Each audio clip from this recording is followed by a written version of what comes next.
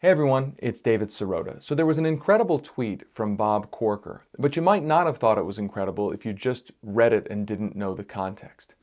So here's what Bob Corker, the Republican senator from Texas, tweeted today. He said, quote, "This administration, assisted by big spending Republicans and Democrats in Congress, is on track to be one of the most fiscally irresponsible administrations in history.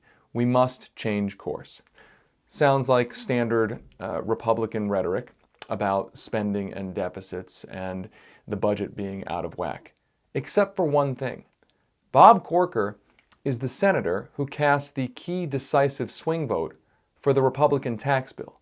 And you may remember that Corker had originally voted against the original version of that bill because he said he worried that it would create too many deficits.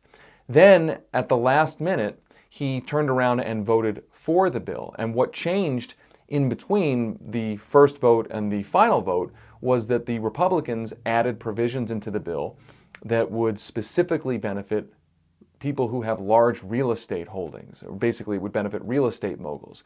Bob Corker happens to be a real estate mogul who likely stood to benefit in a big way, a big personal way, from the tax bill. Now he's lamenting that there are bigger and bigger deficits. A tax bill that helped create and exacerbate more and more of those deficits. On the same day Corker issued that statement, the Congressional Budget Office, the nonpartisan congressional analysts of the budget deficit, came out and said the budget deficit is going to get worse, in part because of the tax bill.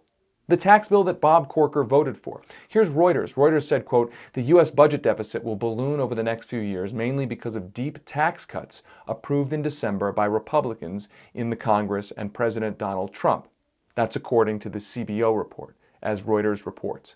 Despite stronger than predicted economic growth ahead, the CBO said the deficit will grow to $804 billion in 2018, up from $665 billion in 2017. The New York Times notes the role specifically of the tax cuts in that. The Times reports the tax overhaul, which includes permanent tax cuts for corporations and temporary ones for individuals, will increase the size of the economy by an average of 0.7% from 2018 to 2028. But here's the key.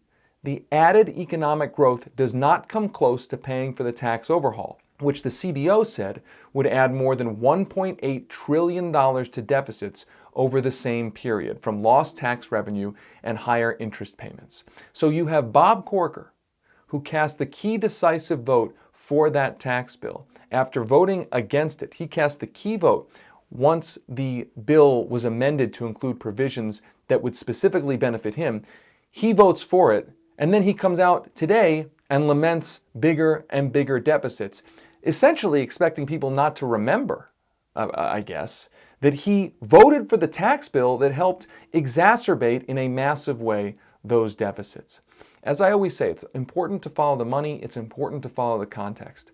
We often have politicians who go out and make these seemingly non-controversial statements that seem to make a whole lot of sense, and they expect you not to know the context and not to know the history. In this case, you have the guy at the center of those tax cuts, the key pivotal swing vote, who essentially voted to add $1.8 trillion to the deficit, coming out and lamenting the fact that there are larger and larger budget deficits. Again, seemingly expecting the public not to remember that he, only a few months ago, cast that key vote for a bill that exacerbated those same deficits. Always follow the money, always follow the context.